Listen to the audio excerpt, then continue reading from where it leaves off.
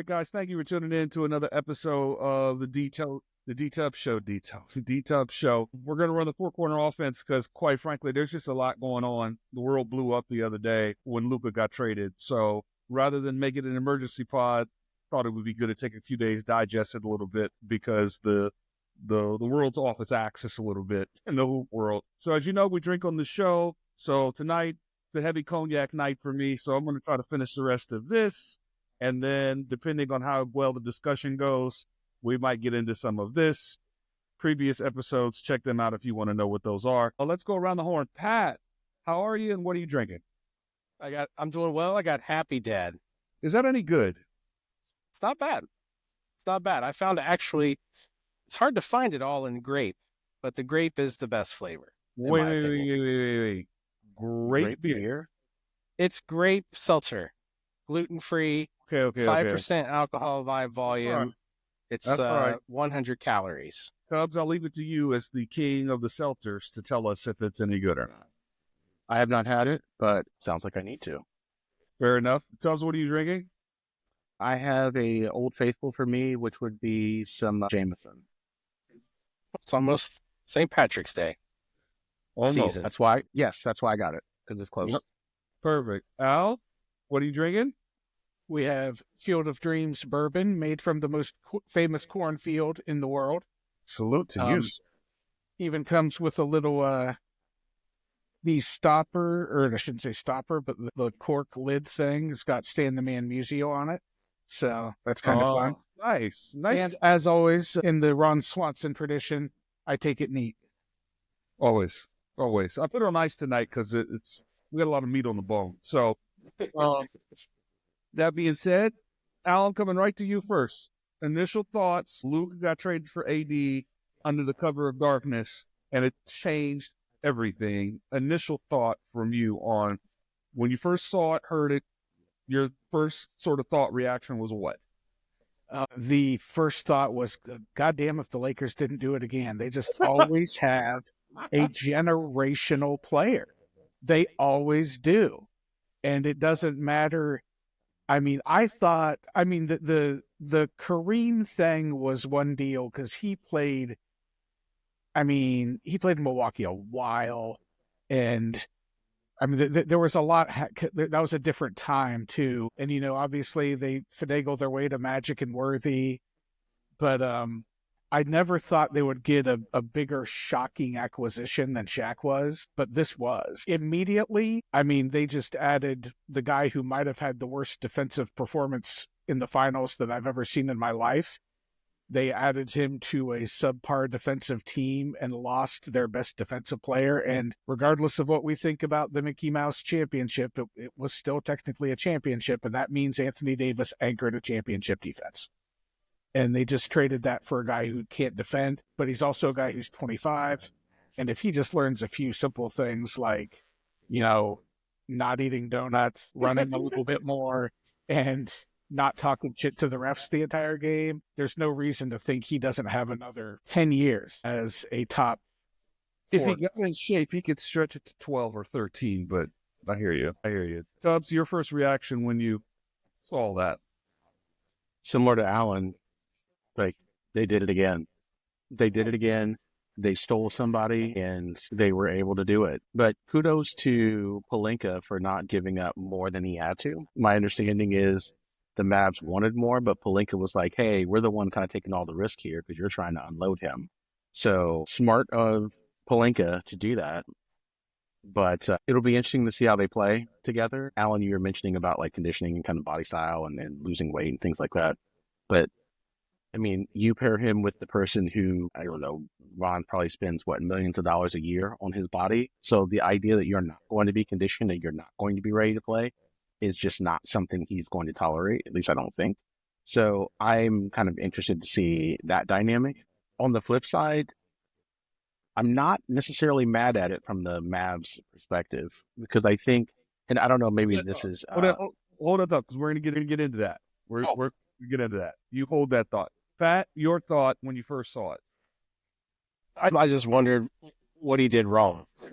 You know what I mean? Like, what did he do that force Dallas to make that call, because I guess they think they have enough to win a championship with Davis and Kyrie and old ass Clay. But I don't know that I would trade Luka for Anthony Davis and whatever bag of balls, whatever they sent over with him. But it was shocking. Now, you don't see trades like that happen very often, and for at his level, and as far as like being 25, having all this road ahead of him that will probably be very good, but it shocks me. I don't know that it improves the Lakers, but who knows? So my first thought, I was actually out, and I'm not outside much anymore, but I was actually outside Saturday when I first saw it, and my initial thought was, "There's no fucking way." Like that's no, I'm not. But then when Sham said, "This is basically not a drill. Like this is happening again," a massive step back. Like, wait, what? And so all of your points, my first thought was, well, what did Luka do? And then secondly, the Lakers only gave up what? Like that was sort of the thing. So kind of going back to it now, Brian, go back to your point about Dallas. Give me the Dallas side of this for you. Now that you're past the initial shock of it, give me the Dallas perspective. On its face, you wouldn't want to change a team that just went to the finals. But I would say that sometimes you have to make a decision whether you are standing still or are you falling backwards. And far be it for me to make the determination for the Mavs whether they're falling backwards or not. But and maybe this is, EA Sports 2K, but the idea of AD and Kyrie together is somewhat appealing. I don't know how far that gets you. What's that? As a 1-2 punch with Clay now as, in my mind, a perfect third option, think Glenn Rice on the first Shaq Kobe Lakers. He was basically that third player that could give them 15 to 20 on a given game, and they won the title riding three players.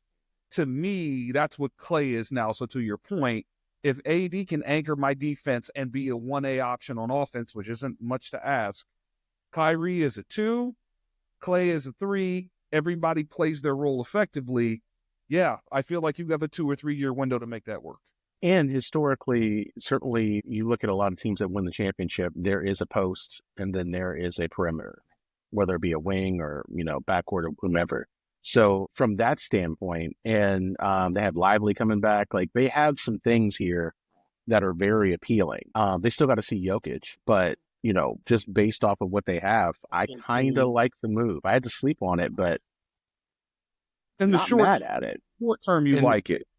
Yes. So then I'm going to pose this to everybody, but so I'll just put you on the spot. Would you if you were Dallas, would you have made this trade? I agree with Pat that there has to be something that we don't know about. So I have to trust their judgment that there's something behind the scenes that we don't know. But on its face, all of us work in some version of insurance or finance or business. So could you really invest that type of money in somebody if you had any questions? And if the answer is no, then at that point you have to get what you can get for them. See, that's kind of where my head was, especially the finals left a weird taste in people's mouths, I think. And then the injuries this year looked a little out of shape. And it's just kind of like, if you're not going to extend him or give him that supermax, that what was he coming? Was that the end of next year or 2 years? I think it's the end of next year, but to be I thought clear, it was the end of this year, but everybody, he could sign it this summer, but it wouldn't kick into the following summer is the way I understood it. But just to be clear, because he's hit certain milestones in his career, like 5 times first team All-NBA and that sort of thing, he was eligible for the max extension, which is 5 years, and it would have been $350 million. Now that he's been traded, he can only sign a 4-year extension for $200-some million. Yeah, So it's like $250 million. So to your point, if I am unsure of your commitment to this, how could I consciously and confidently invest $350 million if I have some reservation? Now, I think the other aspect to this is Cuban doesn't own the Mavericks. That's a big part. I want to say it's the Adelson family, but it's a family that owns casinos in Las Vegas. These are billionaires. And I think the shift here is and I heard this somewhere, so this is not an original thought by me. NBA owners are jealous of NFL owners because NFL owners own the league. They're not driven by the players, they're driven by the owners. And these guys, billionaires, hedge fund managers, want the same thing. So this is a power play by the owners to take it back to say, yeah, we'll trade any of you if we have to because we own this league and we own these teams. And the other thing, and I want to get your perspective on this, so Pat, I'll start with you. This also, from a Laker perspective, tells LeBron, we're not going to be operating and running things by you. You are 40 years old, and we've already acquiesced in massive ways for you. We're not doing that anymore because he's 25, and that star treatment we've been giving you the last 6-7 years now has to go to him because he is literally a global icon at 25, which is a weird thing to say out loud about a 25-year-old who isn't a soccer player. But that's what Doncic is. Everything has to go to him. And Pat, I'm curious how you feel about LeBron having to take a back seat in terms of priority inside of a franchise. What did you do, Pat? Yeah, You hit the mute button. I did. I hit it again. All right. So That's what she said. didn't we? That's right. That's what she said.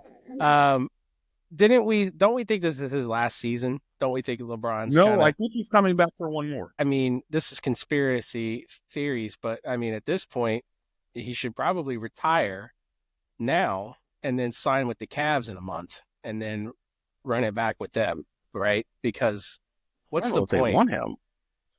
They don't. This is honestly, I disagree with you. I think he's perfect if he comes back to Cleveland because they have. It would be it'd be a pretty good team to walk into, and might put them over the top. He'd have to accept that he's not the primary option, and I don't know that he's going to do that.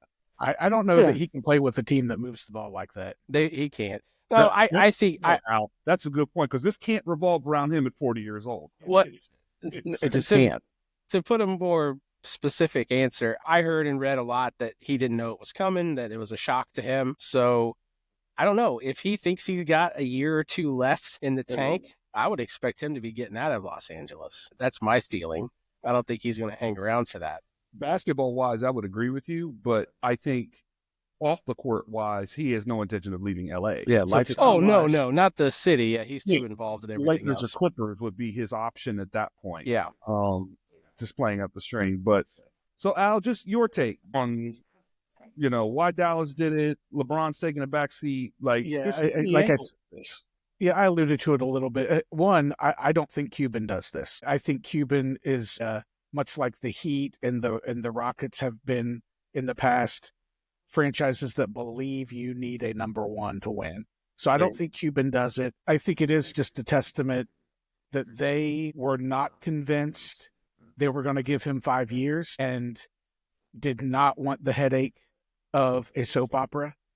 And I think the most interesting thing, though, is like LeBron taking a back seat in terms of things like jersey sales and if the GM calls him or not is one thing. But these are two guys that have to have the ball in their hand to be effective. I'm fascinated to watch it. Yeah, it's going to be, I think back to some of those. Now, granted, there were also some injuries involved, but like when you think about when Harden was with the Nets for that one playoff run they had, and there would be trips down the floor where he was just standing on the right wing about 6 feet outside the 3-point line while Durant and Kyrie were doing their thing. And it's like, that's not really how you can win in this league anymore. So it'll be curious to see how they stagger rotations and just all those things, because they're probably the two most ball dominant guys in the league. I don't even know what the Lakers' record is right now. Like, what's their? They're 6 in the West. Yeah, I think they're a 5 seed. And that's what like the way my sense of this is quietly, and I mean like in a stealth-like fashion. Dallas goes to Pelinka and the Lakers and says, between us, if we offered Luka, what would you give us? And of course, you have to take that serious. You have to contemplate it. They're like, well, what do you want? And they say AD, and then they kind of negotiate it from there. But at some point, they have the parameters of a deal. that they then now have to take back to their respective ownership groups. And I think the Dallas sell's easy. If we don't feel we can trust him, think back to last year when they beat Minnesota. He's in the hallway with his dad drinking a beer, and Michael Finley, Dallas executive, former player, former All-Star, comes up to him and takes the beer out of his hands. Right? Remember, somebody pointed this out the other day, and I totally forgot about this. Before Jason Kidd coached the team, it was Rick Carlisle, and Carlisle would not sign an extension to coach there. He walked away with a generational talent he could coach, and he walked away. Rick Carlisle is a damn good basketball coach and tough guy in the Jerry Sloan sort of mold. If that guy is doing that, I think that says a lot. I just think for the Lakers, with LeBron at the end of his career and AD being 31, I could see them saying, this gives us, we don't have to pay him the Supermax, the whole $100 million deal. We don't have to pay that. And LeBron's going to come off the books. We can kind of reset all this around him at 25. And the Lakers, we have to have a star. Like, that's just sort of the way it goes. So I get it from them. But, and then someone else I saw pointed this out too, which I thought was an interesting take. They said this feels a lot like when Utah traded Darren Williams to the Nets. That Utah knew something that no one else knew, and they couldn't commit to that guy. They weren't comfortable with it, so they traded him, and Darren Williams was never the same player after he left. Because remember, there was talk about him and Chris Paul. They were right there. They were both they were neck and neck. But like 08 Dream Team and the 2012 Dream Team or whatever it was. And what if that is this, that he never becomes what we all think or well expect him to become, and he just becomes Darren Williams, and that would be a crime and a tragedy, because Darren Williams was a really good player. He wasn't Luka though. No.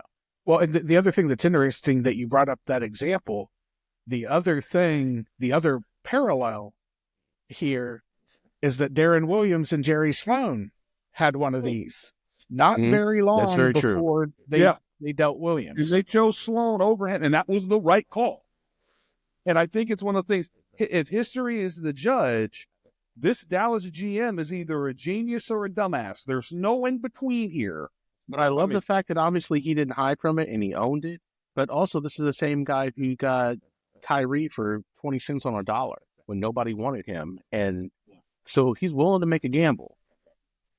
Yeah, but you know what? I'm going to be honest with you. This is also in some ways shades of mid-90s Mavericks that had Jason Kidd, Jim Jackson, Jamal Mashburn, and never did anything. Because at one point, they had Jalen Brunson, Luka, and Porzingis. And did nothing. Yeah. I mean, honestly. Porzingis was hurt a lot.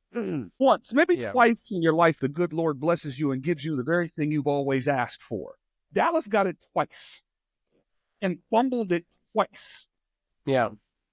That's up there with the Lakers swinging for the fences and getting a star once a decade. It's almost consistent now. What is this? This is where you need the ghost of Stern, right, to veto this trade. Well, Stern doesn't allow this trade. There's no way Stern lets this. Probably not. You know what I mean? He's not. Well, I mean, Chris Paul does because it's a make good for the Chris Paul one. Lakers, and he put a stop to it. But that's what I'm saying. So maybe this is the one he lets go through because he should have let that one go. All right. So last thing on this, Pat, I'll start with you. If you're the Laker GM, do you make this trade? I think it's tougher to answer on the Dallas side, but I think answering it on the LA side is also fascinating. Would you make this trade if you were I guess so. I mean, I guess because this is, to me, it seems like a soft rebuild, right? You're saying, all right, AD, he's been in and out, in and out of the lineup for the last few years. He doesn't have a very good history of being healthy. Let's take a gamble street clothes. Street clothes. But let's take a gamble with Doncic and see what we can build around him once, LeBron is gone, or if we can grab somebody next, in this off season to kind of add to the mix. I don't know. I guess I would. You almost have to, because it's sort of, as you guys, when we started off this discussion, we're saying, they've done it again, right? They've They've always got a premier player, except for that weird stretch after Magic in the 90s before they got good Listen, again. man, But Sedell 3 held them down. yeah, Sadell Sedell 3, Cedric really Ceballos. that bunch, Cedric Ceballos. There was a little, Axel, like they held Magic that- might have come back and coached for a while there He in the did. 90s, and did. it was a little sketchy. But no, Well, I think I guess you have to, right? I mean, it's kind of like I said, a soft reboot, as we'll call it. Like, we're gonna get this kid in. I doubt we're winning anything this year, right? Because I think somebody pointed it out, and it's pretty obvious to anybody that follows the NBA. These are two ball dominant guys that, how's this going to work, right? Yeah. Well, I see them losing a lot of games in the West, right? They'll put up a lot of points, but they're probably going to lose. Fair enough, Brian. If you're Pelinka, do you make this deal? I think the question you have to ask yourself is, do you want to be the GM who has offered a generational talent and you turn it down, right? Ooh, Now, you don't legacy know. play. Yeah, so this might be a legacy play for Pelinka. I think I probably make it. To be honest with you, I think I probably would because, we laugh and joke about street clothes, but he's been there, 5-6 years? You got a title out of him, right? Doesn't play a whole lot. And now you're trading him for a guy who doesn't play a lot in general, but that guy's 25 and your guy is like 31, 32. And just from a business standpoint, I think, or just from a basketball standpoint, I should say, I think I probably would pull the trigger on it, but I would only pull the trigger on it if I could do it the same way Pelinka did, in terms of I'm not giving up a lot of assets for this. So if I can do it and hold on to my assets, then yes, I would pull the trigger. If you're asking me to give up the sun and the stars and the moon, then I probably don't. Okay. Al, would you make it trade if you were Pelinka? In a heartbeat. I mean, and I'm even though I love this kind of stuff, I'm not even going down the conspiracy route. But hey, things tend to work out for the Lakers, and things tend to work out for Nike's top 3 or 4 spokesmen. So anytime you're the Lakers, and you can, anytime you could put a superstar in that LA uniform, it's like remembering the day when what was it, 08, 09 or whatever, when the Lakers and Celtics were back in the finals and everybody was getting all nostalgic. And I'll never forget somebody saying to David Stern, "This is your dream finals, right? Lakers versus Celtics." And he goes, "Well, actually, my dream finals would be the Lakers versus the Lakers, but this is the next best I can do." Feels like Just real quick before we close the loop on it, my understanding is Pelinka and the GM for the Mavs knew each other. They have a long-standing relationship. Because 20 years because Pelinka was Kobe's agent, and then the other guy was high up in Nike. So I also think that that's something that you have to look at in this as well. Those guys know each other, right? It's the only reason why no one. That's why there was no whisper about it. Yeah, that's why I think there's no whisper. But I think means... I also feel like there's probably a little bit more trust than the average GMs, like if you will. Like if you're trying to make this trade with, do not trade with the Thunder because they will fleece you, or Danny Ainge, they will fleece you. But this particular guy, he knows him. There's a relationship there. It's kind of I'm trusting that you're not fleecing me. I'm trusting that you're not getting one over on me, and vice versa. So I think that's also something that you'd have to take a look at as well. Yeah, the fact that this kept quiet means those two guys are friends and trust each other, and this was probably the only phone call that happened. Yeah. Yes. If you start shopping Luka around the league, that that gets all over the place. ESPN will have it. Yeah. Now, it also, to me, just to kind of close the loop on this, what this also means is if Luka can get traded before he hits the Supermax, then what that tells me is if he's not worth the Supermax, then probably only 4 or 5 people are.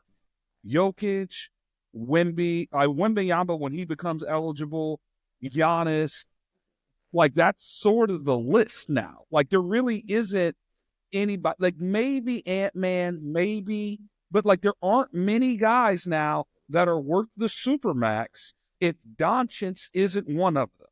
If Luka's not a Supermax player, then you're talking Giannis and Jokic and Wemby, and that's it. Which also means there's not an American-born player that is worth the Supermax, with the exception of LeBron, but LeBron doesn't count at 40 years old. Like that just, he's already exceeded all reasonable expectation. He's such an outlier, it's ridiculous. Futures bet on Cooper Flag. Okay, hold on.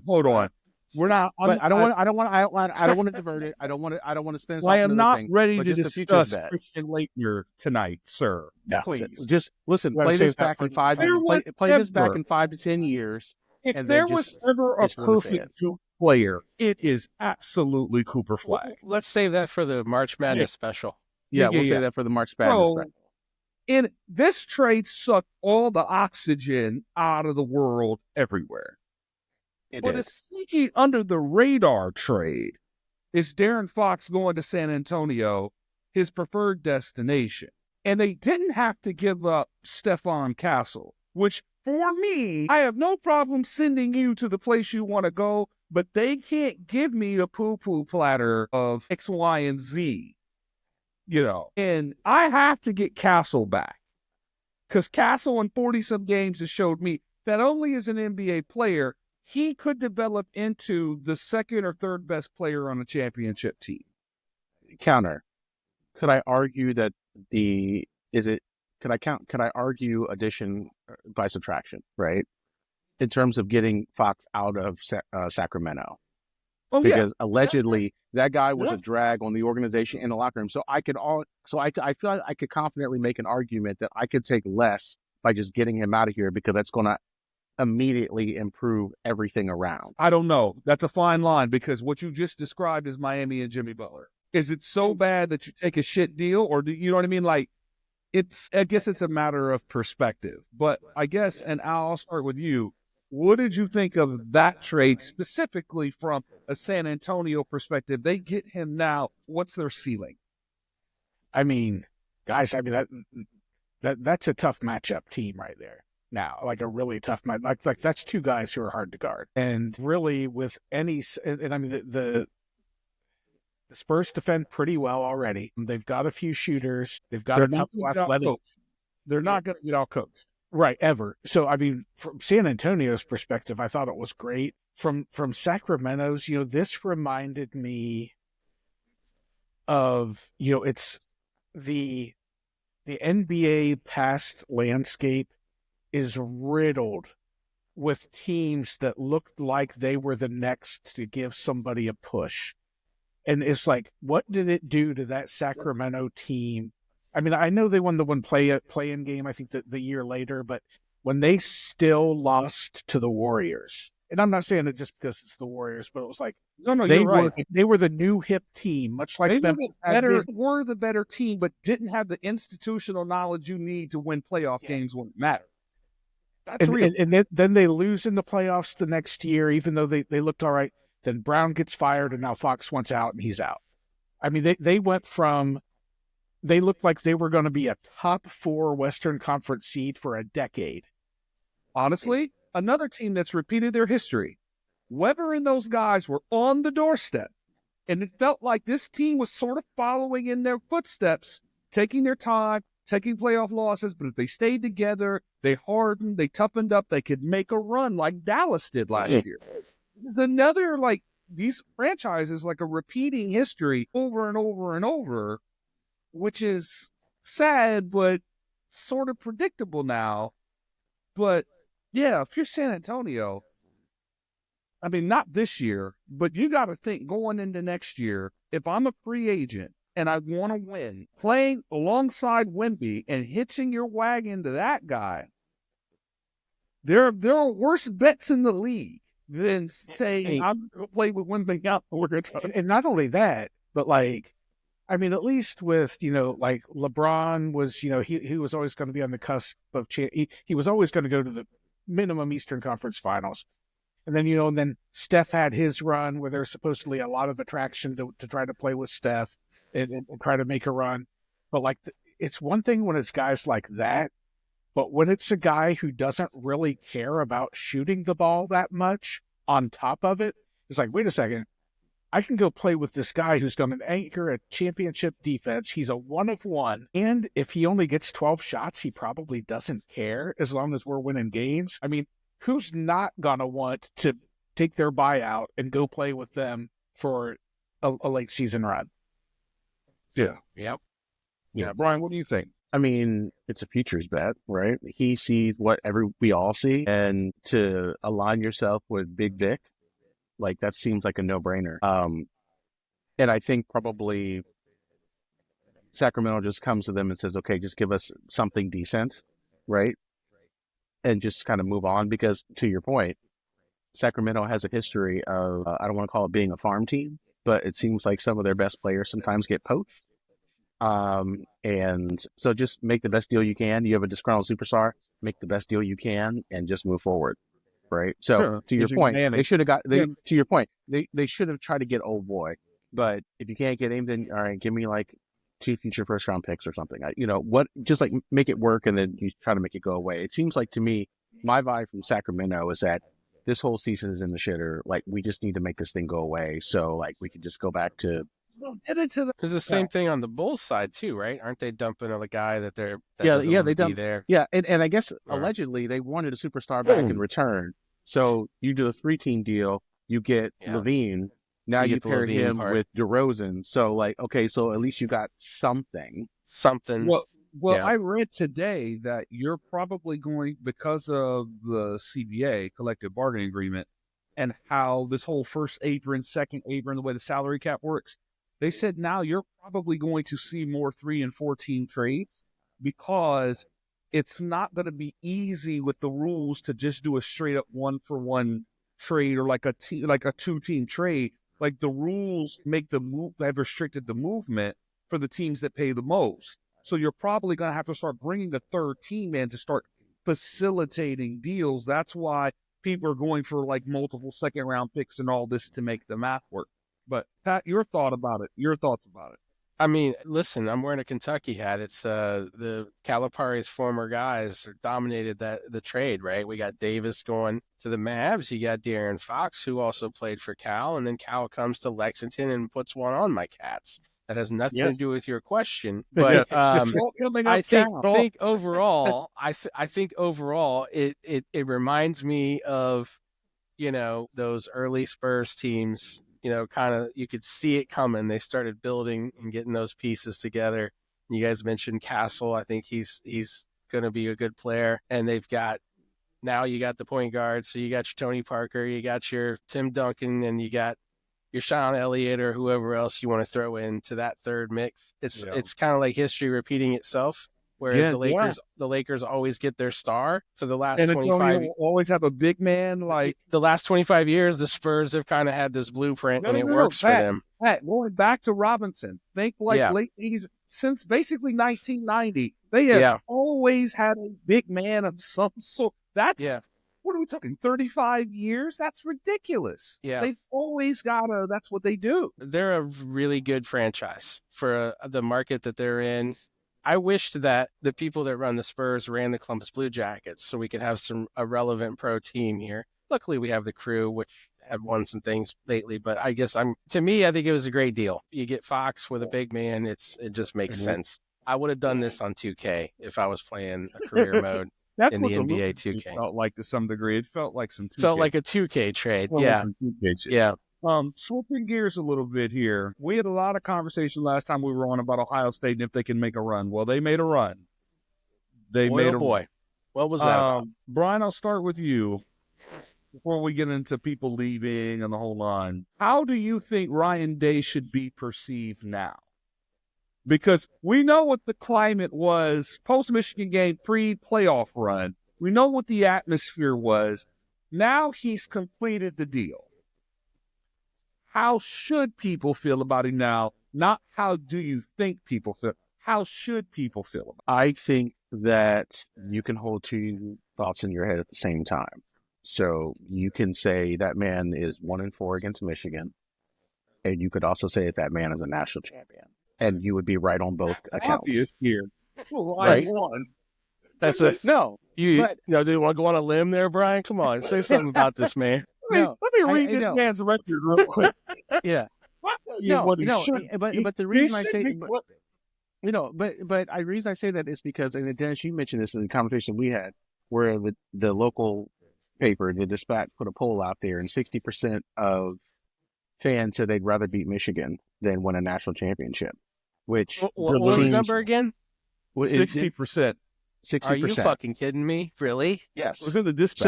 So, so Oh the my reason God. I People are say, stupid. so the reason I say that yes, he is 1-4 is because the fan base, 60% of the fan base would much rather you beat Michigan than win a national championship. So that matters to them, right? I Can would just rather pause have it? the national championship. Pause for 2 seconds there. This is where Herb Street's comment about the lunatic The fringe lunatic fringe, yeah. absolutely is valid. You Yes. are out of your rat ass mind if you think beating Michigan and not winning the title. Do you know Alabama would laugh at Auburn fans if Auburn beat them every year, but they won the national title? Alabama, like, what are you talking about? We don't even care. We're not even worried about you. You were a pit stop on the way to the title. And no one's Yeah. going to remember that you beat us, but everybody will remember we won the title. But My anyway, I pref- digress. Go ahead. Yeah. So I guess my other counter would be going back in the time machine, 2006, 2007, Ohio State beats Michigan both years, but then they end up getting their face stomped in by Florida and LSU. Is that what you want? Ooh. Like, I don't Yeah. want that. If I'd I'm rather not saying not I don't have want to that. I'm not saying that I want to lose to Michigan every year. I'm not saying that at all. But if it is beat Michigan, no national championship, or lose to Michigan and win a national championship, I would much rather have the national championship. So I think to your point, To quote a friend, Ron Briggs, that math doesn't math. that math doesn't matter. So Doesn't math up. if you're asking me how I feel that Ryan Day should be perceived because of the fan base, the rabid fan base, that's always going to hang over his head until he's at minimum 500. But what he should be viewed as somebody who brought Ohio State another national championship. There's only just 5 people. my Only viewpoint. 4 people done it besides him. Yeah, and so he's Yeah. trying to be the only one who's ever won more than one is Woody Hayes. Yes. So now, if he wins a second, he's second to Hayes all time for national championships at Ohio State. So If that doesn't mean something, then nothing means anything. yeah. So to me, Yeah. that's how he should be viewed. To me, that's how he should be. Go out, dog. Yeah, I mean, because it's tough because like you guys know I'm old school and like I would be perfectly fine if we still had an AP vote after 11 games because I liked the fact that it was an 11 game playoff. If you God lost damn, you one, are an old guy. you were screwed. But Do you want ties too? You want to bring ties? no, we got to back? get rid of ties. Got to get rid of the ties. This isn't soccer. damn it. Like, a tie cost, speaking of Auburn, a tie cost Syracuse and Overtimes at 3 a.m. is viable. Don't This yeah, ain't don't take fucking my soccer. don't take my 7 OTs away. Don't take that away. But so for me, it's like he deserves to be seen as a national championship coach. He's won enough games for that. But I will say there's the part of me that looks at this era the same way I looked at the evolution of baseball, where you've got your Yankee fans walking around with saying, "Oh yeah, we made the playoffs 9 straight seasons." I'm like, well, if they would have let half the league into the playoffs in the late '80s, the Mets would have made the playoffs 7 straight seasons too. That's the only thing is that like the way they've diluted the playoffs is a little bit of a shame, but that doesn't change how Day deserves to be seen. Al, I think that playoff thing is important for schools like an Oklahoma State. If they go on a run where they make the playoffs 6 out of 8 years, that matters to them in recruiting, but they're never going to win the title.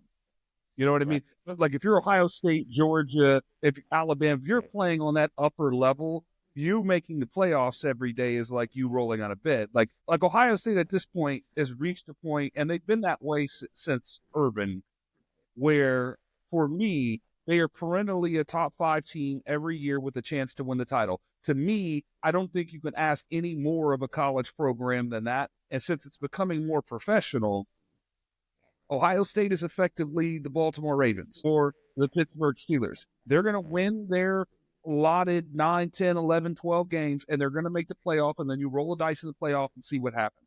I don't know what more you could really ask of a college program. Do you know the last Alabama's time that they taken won less than 10 games? the Luke Fickle year. It's the Fickle year. Yeah. But here's the thing that people need Braxton to was Miller's forever first year, ago. right? yeah, Is that- but yeah. here's what people need to understand. That's the 2011 season. That's how long ago it was. Yeah. The thing that people need to understand about Ohio State and its fans and the way the fans are the way they are. Ohio State's the only major college football program that has never had a down period. And when I mean down, I mean multiple seasons. Think 3 or more at sub 500 or worse. Ohio State, since Woody Hayes, did not have a stretch. You can point to a year or two, like the Fickle year they went 6-6, or they fire Earl Bruce who went 8-3, 8-4, whatever it was. But they don't have every other program you can point to and said they went through a stretch where they weren't shit. In fact, they were so bad they had to go get somebody who knew what they were doing. Ohio State doesn't have that at all, and that's what makes Ohio State different from other places. And not to say that other places don't have pressure, Pat, but knowing that this is the bar, like you're not going to have a down period. You just got to go. I mean, Hooper got the longest leash of any college coach at a place like that, reasonably speaking. And even they got tired of his shit too. And I would argue, from a talent perspective, his teams were more talented than this team that just won the title. Yeah. Okay. Yeah, it's just the Big Ten was too good. The Big Ten was a different league back then too. So I agree with that. But if I had these teams today, if I had this current Ohio State team play some of those teams, some of the Cooper's teams, like that 98 team that actually beat Michigan that year, that David Boston and Michael Wiley and all those, I don't know that this version beats that version. Probably not. Probably not. But like I said, I'll always give Ohio State their flowers. John Springs on that team too? No, he was gone by then. Yeah. He was on the team the year before they played in the Rose Bowl. Okay.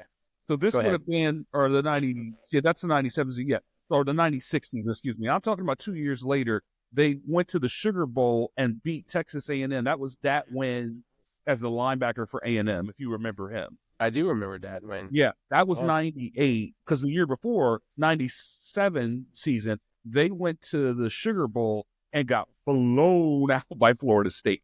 Yes. Oh, that's right. I remember Florida that. State beat the door, because they had never seen speed like that. Yeah, Peter Boulware and like all those guys, Like Bobby Bowden was recruiting corners and making them safeties and making them linebackers and linebackers and making defensive ends and defensive ends they just had a different level. That's when the whole concept of this speed that's coming out of the South is different. I remember that game, and then basically for like a 20, 30-year run, that's what it became. So, but Pat, how should Ryan Day be perceived? I was thinking about this. When you think about brands and sports and organizations and clubs and what have you, you'd have to think that Ohio State is in the top 10 brand of a sport, of an organized sport, whether it's professional or college at this point. Yeah. So he's the CEO of that team as the head coach. So he recognized problems last season, fixed them, aka Chip Kelly, going to the NIL, getting the transfer portal guys in. Guy's a genius, right? Except maybe he just has this problem with Michigan that Cooper had, right? It gets too big for the moment, whatever. I'm not oversimplifying it, guys. I really do think it's, because we saw it in the playoff. Michigan's the only team that plays that way anymore. And the closest thing to them, they put you in a phone booth. The closest thing to them was Texas, who was the other team who had a punch chance. But that's not their DNA. They have the players to execute a scheme like that, but it's not in their DNA. They want to pitch and catch and be flashy because that's who Texas has always been. To your point, when Michigan is really Michigan, they dominate the line of scrimmage. They have a really talented running back, and not an all-world quarterback, but a quarterback who can make timely plays when you need it, and typically one threat or two that's a receiver. It's a pretty simple form. It's kind of like when you have Olajuwon on your team. It's throw it to him. Are they going to double? Then let's just put 3-point shooters out here, and if they're not going to double, he's going to go to work on your guy. We don't have to overthink it. I agree. I mean, just to finish up. I mean, how he should be perceived as a really talented coach. That, I mean, to me, one of the best runs I've ever seen. Well, the first year for this playoff, but I mean that was an amazing stretch. Given the context of games that they and quality opponents in every. You can't say that they skated their way to it. Like, they had to earn it. They had to earn it. And that's where, and you guys know I'm iffy on the whole conference thing and don't really have a conference preference at this point. But I was looking back on it. And I'm like, all right, well, they followed up a Big Ten team going 15-0 and beating Alabama with a Big Ten team going through a conference opponent, Texas, and then the national championship game, and it's just like that's against. I mean, the storied Notre Dame, right? I mean, it's Notre Dame earned it too. Yeah, they did that. They I did. mean, that's Yeah, they did. back-to-back They did. years. That's a big statement by the Big Ten. And I'll say this about Notre Dame. Brian Kelly left because he felt like he couldn't win the title at Notre Dame. Freeman, I think, has proved you can win the title at Notre Dame, but what he has to get now, and this is the hard thing, the difference in that game was Ohio State had 5-star players that played like 5-star players. Notre Dame has no 5-star players. And if you're 5-star players, you're 2 defensive ends, you're all-American wide receiver. You know, if your 5-star guys play like 5-star guys, it's really hard to get beat at the end of the day. And those, well, their 5-star, Ohio State's 5-star guys are all homegrown. They are not guys that transferred in, even with the exception of Caleb Downs. And to your point about Notre Dame, there's no shame in that either. No, that's the way to do There's, it. no. there's, They're there- not- I'm not into moral victories, but there's no shame in it. No, I agree, but I think maybe their ceiling, if they can't close that gap, then their ceiling is making the title game and making it competitive. It did a lot for them getting to this point, and the word is out on Freeman that he's He a can good coach, and I think he can recruit. and the So, personalities there too. So I think Pat, young would say players are this. going to like that. if I was a Midwest kid, which I grew up as one, in this time, those 2 schools in Michigan are probably the only schools I'm really going to consider. Pretty 'Cause much. Michigan has a certain style. Ohio State has all the resources and all the money and all the flash, and that's like a dream school. But you could still achieve all of that at Notre Dame. Like, Yeah. and I mean, academically, all these schools are sort of on the level because you just can't get into those 3 schools. And the last school I would say is probably Penn State, but I'm going to hold off on that for a second. I will tell you this. I feel like what I've always appreciated about Ryan Day is he coaches with a measure of urgency that that people who didn't grow up in Ohio who coached here coach like. He coached with an urgency, and I always appreciated that. I think you have to view him now as, even if you don't like him and you think he's arrogant, you're going to have to swallow it now. But as one of you guys said earlier, if he wins a second one and he becomes the only person outside of Woody Hayes to win multiple ones, you really just got to be quiet at that point. There really isn't anything more you can say if he wins another title at that point. Because I don't think you can say anything now. Because I don't think he's going to go to the league because he likes coaching and developing players. So if that's the case, he's got the runway now with a title in his back pocket. He's going to get everything that he needs. I will say this about, super conferences real quick, because I want to mention this before I ask you guys about Chip Kelly. We have to stop super conferences. This has to end today, because the other day I heard that they're projecting March Madness in the bracket. The SEC has 16 teams, and they're saying 13 teams from that league are getting it. It's the best league in America right now. This has to stop. This has to stop. Why are we? No, I don't know. It's not only that aspect, Dennis. It's the scheduling fuck ups. The fact that you can have SEC teams that aren't playing Georgia or Alabama. Like Indiana's the perfect. It's really good example of that. They beat Michigan on a down year, and they had to play barely and at home. Yeah, Barely. You're right, 1,000%. So real quick, Pat, if somebody offered you 3 times your salary, would you leave your job for that new employer? Of course. Okay, because that's what happened to Chip Kelly, and I don't blame him. Doing the same thing that I'm doing. If somebody came in and said, "Hey, you want to go do IT work somewhere else?" Probably. Yeah. Yeah, for 3 times the So salary. 3 times my salary. Not- Yeah. I mean, not listen. Not mad at Chip Kelly on any level at all for that. Thank not- you for your contribution. Not mad at Knowles either. He did the right thing for The Knowles thing is a little tricky, but I'm not mad at him either. But the story I've read a few things. So what I've read basically summed up is, after the Oregon loss, and they gave up 31 points and all the bucket coverages and everything, they started spending way more time in defensive meetings. And he took offense to that. But it worked. And the other thing, he was used to running his scheme with 3 down linemen, and they made him run it with 4 here. You know what I mean? Text. Somebody got a text. I heard the ding. That was That's your MacBook going off? Yeah, that's my MacBook going off. Well, it's all connected. You know what I mean? Yeah. Yeah. You know what I mean? So it's that sort of thing. So there were some issues back and forth there. And then when they lowballed him, it was like, okay, but Al, I think you would leave your job if somebody offered you 3 times the salary. 3 times? Absolutely. I mean, because it doesn't that at 3 times the salary, you could even go to your boss and say, "Will you match it?" Oh God, no. No. 3 3 times. If I wanted to be laughed at, I could. Go ahead and see ya. We're all slots on a spreadsheet, so Pretty much. Hold on, you're in this role, and we the band. Yeah, I'm sorry. You're gonna have to, that sort of thing. So I'm not mad at Knowles, and I'm hearing some rumblings that the offensive line coach who left to go to the pros to coach offensive line, that the recruits aren't happy because they wanted to play with that guy given the performance he just put on with it being shuffled with, the offensive linemen and whatnot. So I'm not mad about it, but I just think at the end of the day, they are positioned because this thing is cyclical. So like right now, if I was betting, the smart money right now was all on Penn State because they sort of fit the profile. The senior quarterback coming back, the running backs came back. I got do we trust him now? They're But like do we trust him, positioned though? to like make a run, not quite unlike Ohio State. Everybody came back. They got a transfer quarterback. The best player in the portal's a safety. They get a center from Alabama. Like it all sort of comes together. I just think Ohio State fans need to slow down on this idea that they're going to repeat. I'm not buying a repeat. No. I don't see that. But Who's playing quarterback for the Buckeyes next year? Most likely it's the Alabama kid.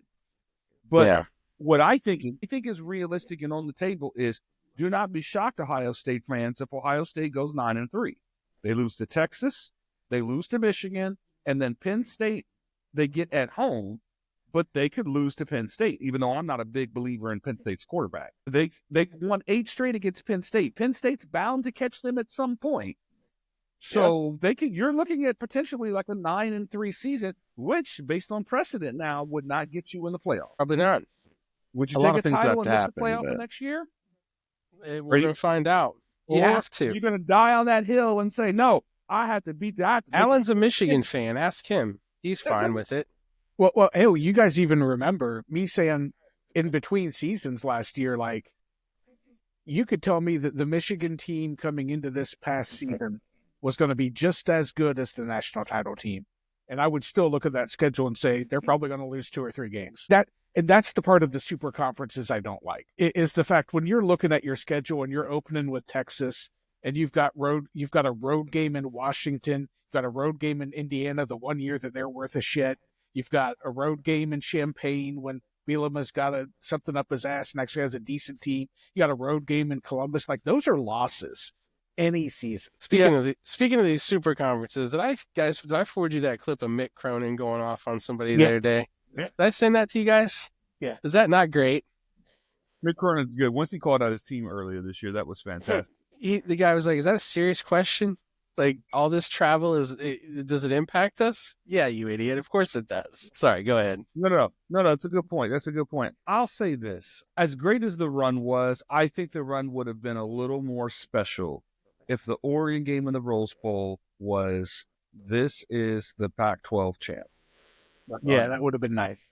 Then the Cotton Bowl is Texas, and they're the Big 12 champ.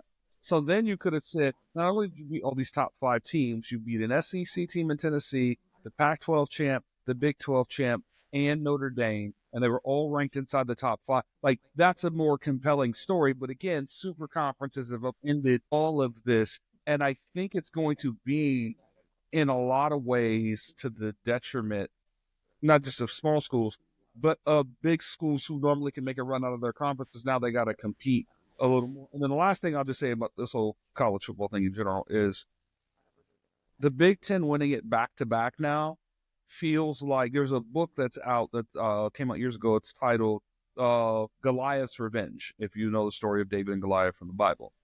And it's the idea that big companies are able to now pivot and turn in a way that allows them to compete with those small companies that are disruptors in a given industry. I think what the SEC never could imagine is once we got to transfer portal and NIL and you can pay players outside of Texas and outside of A&M, because they have all the oil money, there is no money in these programs compared to an Ohio State, a Michigan, Oregon with Nike money, Penn State and that alumni base, USC being in LA. The money is so long. The money goes for forever. And then once the settlement gets done, for those that don't know, it's an NCAA settlement where you can actually pay the players revenue, right? That comes on top of the NIL money. How does Alabama compete if you're recruiting the same kid that Michigan or Ohio State is recruiting, and you're offering this kid, a nice 6-figure deal, and they're going to just double it because they can, because they have more money than. And if you think back to when Saban was complaining towards the end, going to Booster saying, you got to give us more money because Texas is coming in this league and we can't cut a check the way they can cut a check. Like, you're going to have to, compete with that. And I just think Ohio State, Michigan, Oregon, Penn State, some of these Big Ten schools, and they got out ahead of everybody else. Wisconsin was making $40 million a year off the TV deal. Purdue was making $40 million a year off the TV deal. And now Mississippi State's not just getting that money, but they're a little bit behind. You see, you know what I mean? Like, I just don't know where this goes, but I'm just not a fan of super conferences anymore. The problem is people are still going to watch it no matter what. No matter what we think about football is like it's a drug addiction. People are still going to watch. Take it away. They're still going to watch the product. They're still going to put advertising revenue together. All of this stuff is our feelings don't matter, and we all share the same feelings about how the leagues used to be, and basketball being the best example of you shouldn't have messed with that. Everything should have just stayed the way it was. It's gone. It's over. I saw today, Pat, where $1.39 billion is expected to be bet legally on the Super Bowl. Oh, I believe it. Yeah. So that's a staggering number of our feelings don't matter. All that matters, and common sense doesn't matter. It doesn't make any sense that Oregon is in the Big Ten. It'll never make sense. It doesn't even feel right that Rutgers is in it. Rutgers is in the Big East. I got to be honest with you. Once Nebraska came in, it felt like, you kind of feel like us, but you don't. And after that, hell, it didn't matter. Then it was Maryland, which didn't Louisville was nowhere near the Atlantic coast, and yet here are SMU or Stanford. Yet here we are. Palo Alto, California, playing in the Atlantic Coast Conference. Well, what did we see the other day? What did I send you guys a text on? It was Syracuse at Cal, right? Yeah. Like, that is just so ridiculous. That'll never be a conference game. Like, there's no scenario where that's a conference game. So the last thing I want to cover with you guys tonight, Super Bowl Sunday. So, Brian, I'll start with you. What do you expect to see, and who do you hope to win? I don't have a dog in this fight, so my general disposition is if I don't have a dog in it, I just want a good game. Okay. Because certainly we've grown up on a lot of Super Bowls that were good games. So if I can get a good game, I don't necessarily care who wins. It seems like America wants the Eagles to win. Well, they want the Chiefs to lose. Well, yeah. Yes. So that's anybody but the Chiefs way to put it. It's hard to bet against Mahomes in the playoffs. It's just hard to bet against Mahomes in the playoffs. But I think the equalizer here is that the Eagles have Saquon now, and they didn't have him before, and they only lost by 3. So I would lean Eagles, but ultimately, I just want a good game. Eagles in the points, because they're a 1.5 point underdog. Eagles in the points plus the money line is probably the smart bet, or at least taking the money line for just Eagles plus the points. But Al, how about you? What do you expect to happen? What do you want to have? Who do you expect to win? All that. I'm not worried about the fix being in the way a lot of people are, because even if you believe in that stuff, the Chiefs being here is enough. just the Chiefs being there and Taylor Swift being there, they can charge what they want to. So once they get them there, they don't. For all you conspiracy theories, once you get them there, they don't care. It stops there. Your point is now it's an even playing field. I do. It's hard to bet against Mahomes and Kelsey. But boy, I mean, having a running game matters still. I think, we've learned that in college and the pros a little bit this year. And I do think I'm going to count. I mean, as much as I hated it when it was happening in my youth, you could always count on an NFC East team to be facing a juggernaut offense, which the Chiefs aren't anymore, first of all, to be clear. But, it's more defense Joe now. Gibbs was famous for telling his people when they're playing the Buffalo offense, just see what you can get away with, because they're not going to call defensive holding the whole Super Bowl. And I know Belichick did the same thing with those Giants teams. Belichick let them run the ball, which was counterintuitive, but it was actually genius, and they fell for it. And his defensive game plan for Super Bowl 25 is in the Hall of Fame. That's how genius it was. And I do think that because I do think, and I do not want anybody to get hurt, but I do think that at some point, somebody is going to need to Drew Bled's Pat Mahomes when he's doing one of his side performances. And I think an NFC East team is just the team to do it in the Super Bowl. And so if that happens, the Eagles win. I mean, he runs around a lot. Yeah. What do I think? What do I think? I mean, Chiefs. I'm taking the Chiefs. Why bet against them? Why bet against them now? I don't know if there's a fix in the NFL. My goodness, there's plenty of conspiracies out there. The games feel weird sometimes, and I just feel like there's so much momentum with Kansas City that it's hard to. Something will happen. You just know it. We're sitting here. What is it? Tuesday night. Something will happen in this game, and the Chiefs will benefit. You could guarantee it. It's just been that season for them. It feels like a 2 or 3 point victory for the Chiefs. That's my prediction. But I don't think your bet is wrong, Dennis. I would probably take Philadelphia getting 1.5 points and a Saquon Barkley anytime touchdown, and maybe Jalen Hurts 200 yards passing. I might bundle that. That might be a bet I might make on Sunday afternoon before the game. I want to place a few wagers on it myself. My thought is this will be a close game either way, because I think the Eagles are, on paper, the better team. They're the more talented team. They have an advantage at every single position except head coach and quarterback. And unfortunately, head coach and quarterback is what matters the most. That's what we'll say. That's a significant thing. And there's no one in the league that will ever look at the Chiefs and say, we have a better head coach and quarterback than you.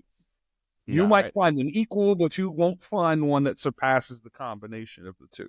Not right now. No. I am openly rooting for the Chiefs because I will not root for those fucking birds under any circumstances at all. I can't root for any professional.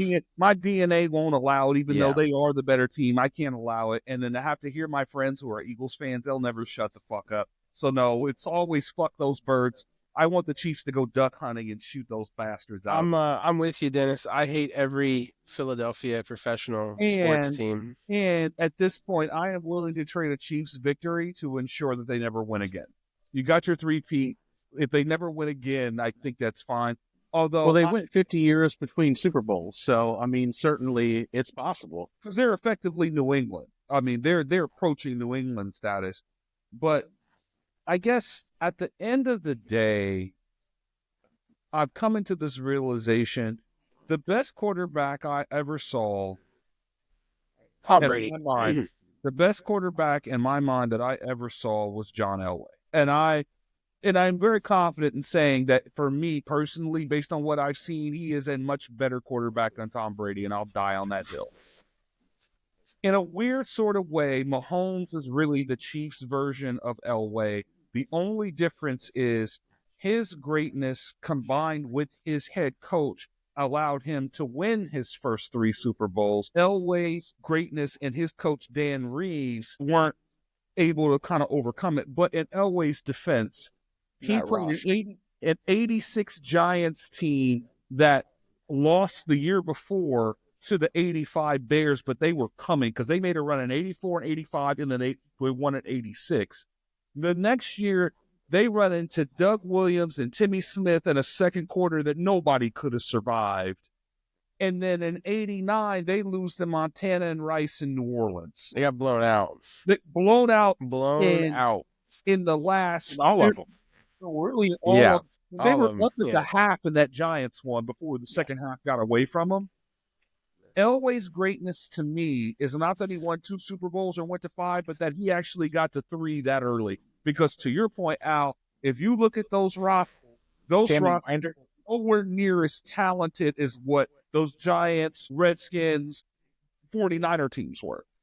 Mahomes played 2 San Francisco teams and now 1 Philly team and another one on Sunday. And I would argue the talent was equal. But he had a better coach, and he had a clutch gene that the other quarterback didn't have. Because as well as Jalen Hurts played the last Super Bowl, he's the only one that fumbled. He's the only one. He had the 1 turnover, which was the difference in the game, because that was a scoop and score for the Chiefs. It really is like a game of inches if I could be Pacino in any given Sunday. Like it's really what it is. But I just feel like this game's going to be close. And at the end of the day, in a close game, if Mahomes gets the ball back like he did last year, once they forced that field goal in overtime, you knew that game was over. Well, Even the 49ers got him to a 4th down, but you knew he was going to get it. And sometimes some guys have all the luck, and he's one of those guys. Yep. So you're not Brady or Joe Burrow. I'm not convinced you could beat him until I actually see it. I will say one thing that you asked what we hope happens. What I hope doesn't happen after the Bills and Chiefs game is that magically, suddenly, out of nowhere, the Chiefs stop the Eagles on like 5 tush pushes on controversial spots. Because that is the last thing the fucking league needs right now, is another game full of referees. One guy marking it out as a first down, the other guy it's behind, when we could have the technology. Yeah, they need a little bit of consistency 20 years on ago. that. This 1940s technology is not going to cut it now, because again, over $1 billion is going to get bet on the Super Bowl, but we're going to measure first downs like we have since the 1940s. Are you guys suggesting that they put a chip in the ball and make it a grid? Just put a chip in the ball and be done with it. Yeah. Pat, I'm not even going there. I'm just saying y'all got to find a better way. It's 2025. The fact that we're having this conversation in this moment on this platform lets me know there are viable alternatives to old men and 10 yards worth of chain link. Like, come on, what are we doing? Yeah, it's a little silly. I always thought that referees should be young people that are fit and have perfect, if not near perfect, eyesight, and visually can see better than an old person can when we're talking about. Do you know who the referees are? Like in terms of like what they do in their day to day? A lot of them are a bunch of like attorneys and a lot stuff. of them are right? lawyers. So if I digress for a second, if you remember back when the referees went on strike and they had the Seattle Green Bay game and Russell Wilson threw a moon ball at the end of the game, it's caught in the end zone simultaneously between the receiver and the defender. I want to say the receiver is Golden Tate. One referee was like incomplete and the other referee was like touchdown.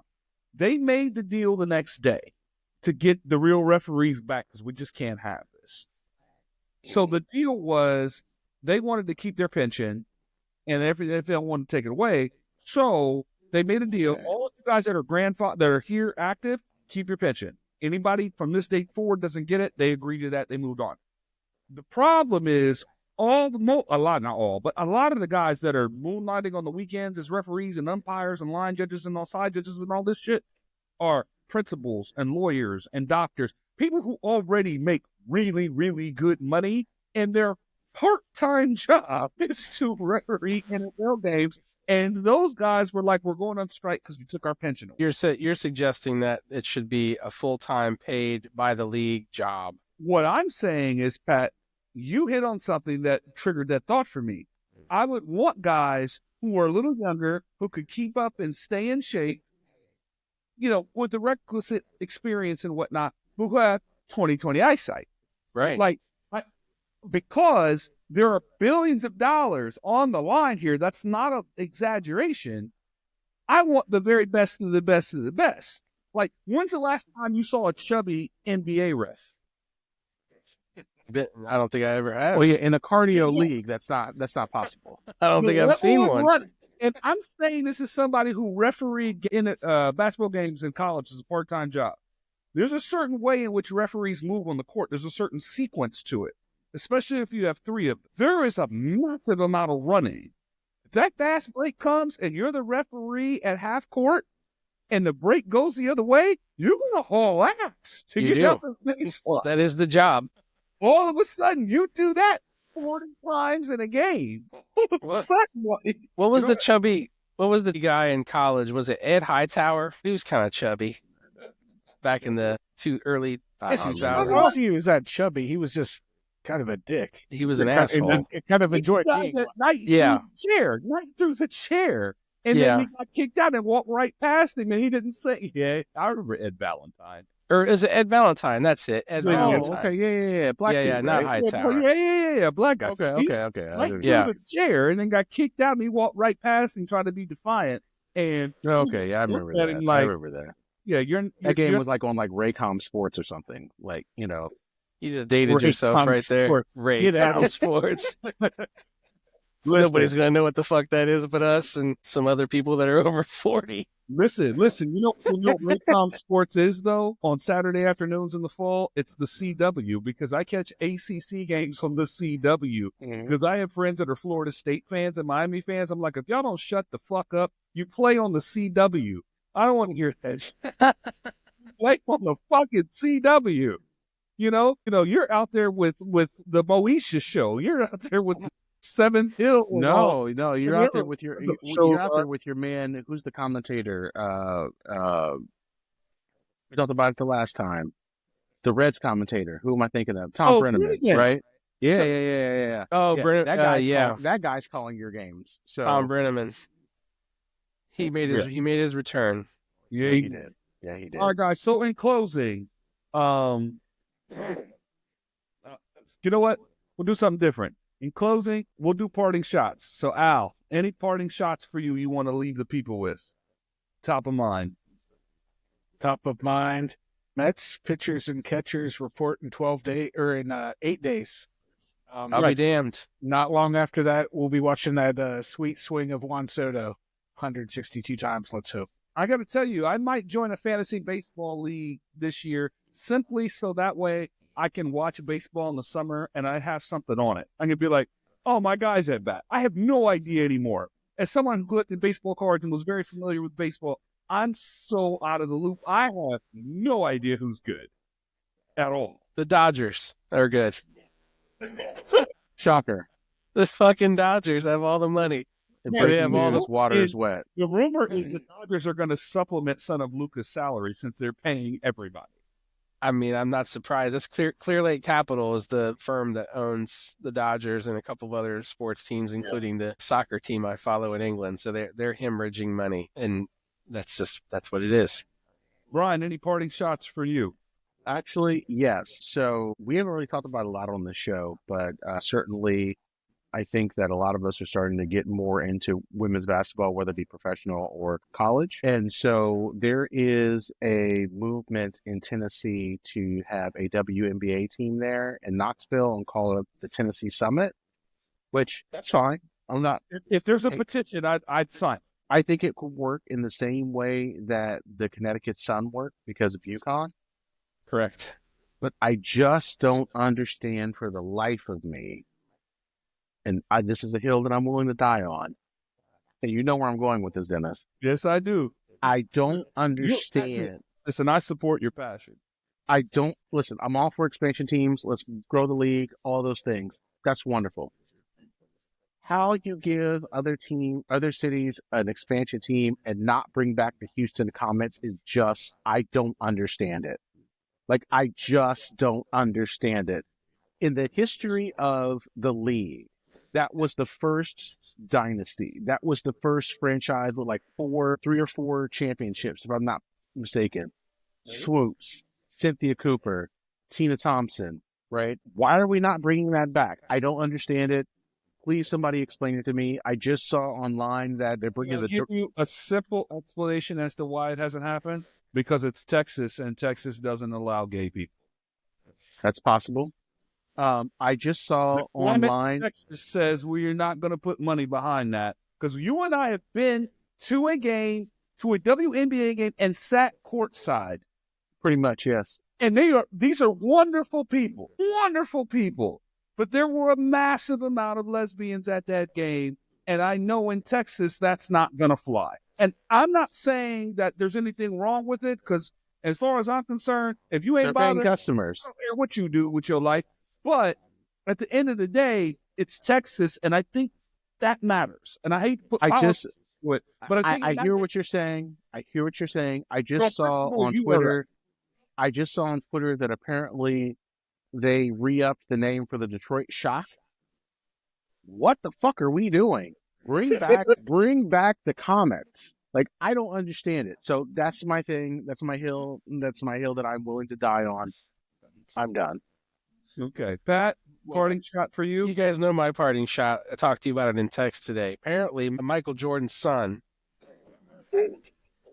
I just learned about this. So for you listeners out there, I read this article today that Michael Jordan's son, he got himself into trouble with the law. But a few years ago, he started having relations with Scottie Pippen's ex-wife. Now, if that ain't some crazy shit, I've never heard of this before until I read this article. She could have been his babysitter. I texted. Probably was. The whole thing is bizarre to me because the other day, I think it was on ESPN Classic or something. The Last Dance was on Hulu, and I put it on for like 3 or 4 minutes, and I was like, I've already seen this. But then it all hit me. I'm like, I don't think they didn't interview Michael and Scottie together during that, and I don't think they like each other. And it might be because his son had sex with his ex-wife. Hold on. To be fair, Pat, there's probably undercurrent of that, but Pippen came out maybe 12, 18 months ago and basically said he could have been Jordan if given the opportunity, but it was, and that Michael Jordan was not as good as what y'all make him out to be because he could have been just as good. So when they did the Bulls championship anniversary celebration, Jordan didn't show because Pippen was there. And you got to know, Jordan is the one, and I took that personal. I'm aware. I've seen it. This bridge with Jordan now. The way Barkley burned this bridge, although I thought Barkley was just being honest and saying, listen, you got all these yes men around you and that's a bunch of bullshit. Get rid of them. Barkley just kept it 100 with him. But to your point, Scottie sort of burned that bridge. Now, I think Jordan's son dating his wife is sort of independent of that. But the fact that it happened... The fact that it happened is stunning to me. Well, you should know then, since they're not together anymore, you should know part of the reason why she liked him was because he could fuck her 6-7 times a night, every night, because that's what she required. Well, bless his heart for that. Everyone after. Well, I guess here's the other thing too that I don't know if you guys knew. So after the final dance, it was the final dance, right? Last dance, right? Yeah. So after that came out, allegedly there was a tour that was trying to refute some of the things that were in it. That tour starred Scottie Pippen. Oh, I saw that. And I Luke saw Longley. They were in Australia, weren't they? They're in Australia going around I remember talking that. about, trying to refute some of the things. And Pat, it's a bit in the archives, but and we could probably talk about this a little bit more offline, but Pablo Torre finds out he did a podcast where he interviewed the both of them when they were a couple. A lot of good stuff. Okay. Look, that doesn't really sports related. And that's what the theme of this podcast is. I don't have anything. It's sports adjacent. It's adjacent because, is it Marcus Jordan? I think, or Malcolm Jordan? No, Marcus. Which one is it? Marcus. He played college ball and blah, blah, blah, blah. Marcus. Yeah, Marcus. It's that. Marcus, Yes. I haven't thought about Boomerang in a long time, but now I want to see it. That's such a great line in that movie. There's so many good ones in that. He has no real power. And then that's when it sinks in that your Sinks man in. just did it for no reason. No reason. Exactly. Yeah. My well, go parting ahead. shot, my parting shot is, I went down a bit of a rabbit hole Friday night.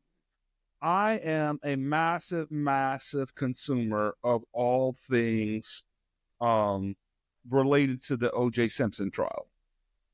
I love it's just it is the cross section of sex, fame, celebrity, murder, all of it. Like, it comes together in like one event in a way no one event ever did. And the best documentary I've ever seen is still the 30 for 30 that ESPN did on OJ. Yep. 7 parts, and each part is 2 hours long. And they go from OJ's childhood and how he grew up, and he finds out his dad is gay and the whole nine. They go into him into college, the whole nine.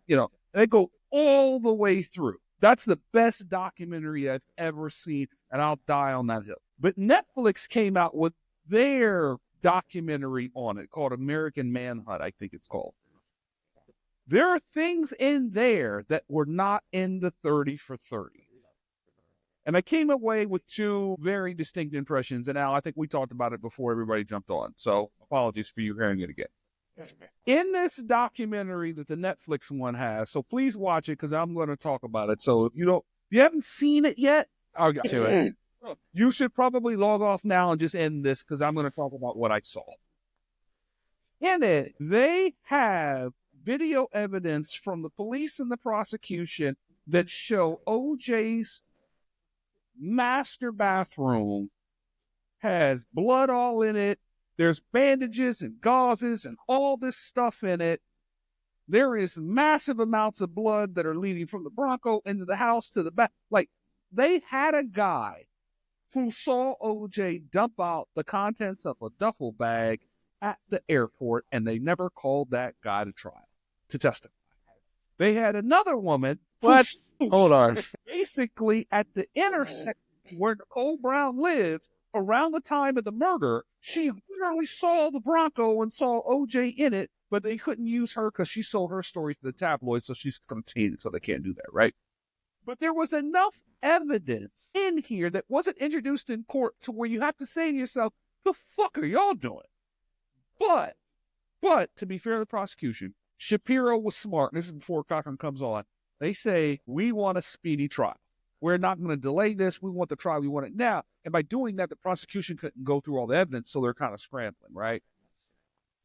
But the fact that they didn't introduce it, and then you just kind of watch the rest of it, and there's some other things that they talked to like Ron Goldman's sister. They talked to Christopher Darden's in this one. They talked to a lot of people you've never heard from. I came to two very distinct conclusions.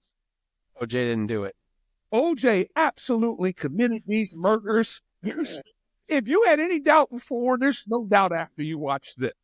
Even if you're somebody who gives the benefit of the doubt, OJ absolutely did this 1,000,000%. And he should have been acquitted of these murders, not because he did it, but because the incompetence of the Los Angeles Police Department. Like, you're not supposed to collect evidence from a crime scene in your bare hands.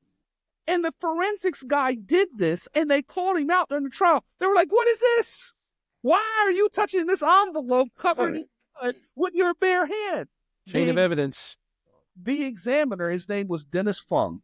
This guy was hooked on the stand by the defense so hard when he got off the stand, he went over to defense counsel and hugged them all. I'll give this a watch. Like I watched this and I thought, I'll throw it in the queue. Absolutely committed these murders, but based on our system of law, he absolutely should have been acquitted because they didn't do what they should have done to lock in a conviction. And the other thing is, they talked to Mark Furman, and Mark Furman's in the 30 for 30, don't get me wrong. But when you hear Furman's perspective now, I come to this conclusion. Furman is one of two things. He is either a racist and he didn't plant the glove at OJ's house, or he's not a racist And he embellished what you heard on the tapes to give a screenwriter something to work with so they could write a screenplay for a movie because everybody's got a screenplay. And he didn't plant the other glove because there's no way he could have. Like, Mark Conley could be a racist and didn't plant the glove. He couldn't. Is not, and they go through this in the documentary, so I'm not giving this away. OJ is not somebody who sort of familiarized himself and hung out with other black people. He's like, I'm not black, I'm OJ. I remember that in the documentary. Yeah. Okay, that's fine. But for all the times that the system railroaded an innocent black man, now OJ is the tar of revenge. And so the takeaway for me was, if you just would have convicted those 6 cops, you could have got an OJ conviction. But now you got this in the air.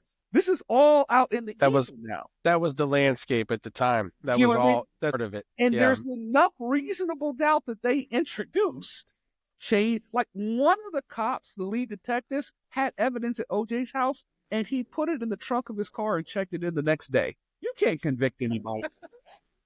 Well, we would say, how is that not incompetent? Like, I get that you get the call at 1 in the morning, 2 in the morning. Protocol you have to follow. I'm supposed to send a man I believe did it to jail because you didn't follow protocol. That's not how the system works. Yeah. I'm not condoning anything OJ did. OJ is massively wrong on every level. But you have a job to do, and you didn't do the job you should have done. And that was my takeaway, that OJ did it and he should have been acquitted. That was my takeaway. Love it. It's a hell of a parting shot. That's a hell of a parting shot. Now I'm going to go watch that on Netflix. Yeah. Each episode, there's 4 episodes. Each one's about an hour, so you block off a little time. Well, yeah. Netflix is really good about documentaries with multiple episodes where when they get towards the end of the episode, it sort of builds and it's like, wait, what? You ended the episode that way? Now I got to see what happens next. And before you know it, it's 4 in the morning. Those people that create TV are smart, aren't they? They know how to do it. Listen, the last Cocaine Cowboys that came out on Netflix, the real guys that were selling dope in Miami, not the first set of guys they introduced. Yeah. This last one with 6 episodes, I'll never forget this. It was during COVID. It was a Tuesday night. It's 4 in the morning, and I'm on episode 5, and I'm like, the fuck am I doing? I got to be up in 3 hours. I could not put it down because it was so damn powerful. It was like, these guys were bribing jurors and all this shit. Like, it was so fucking batshit crazy. And here I am running on fumes the next day. Thank God we were all working at home at the time, because there's no way I could have been in the office for like 3 hours. So with that, thank you guys for jumping on. This is great. Fantastic. We'll talk March Madness and spring training next. How's that? Well, I'll leave the spring training to you guys. Yeah. Matter of fact, I had to leave March Madness to you too because I've watched a lot of ball this year. Have you? So you know kind of who's good and who isn't? Yeah, Auburn's really good. Auburn's probably going to be the toughest out. They're pretty polished, and I hate them for Bruce it. Pearl's guys, huh? Yeah. But yeah, we'll get into that next time. Yeah. Sounds good. Well, on that note, guys, appreciate it. We'll do this again real soon. Appreciate it. Thanks. Adios. Yep. See you guys. See you guys. Peace.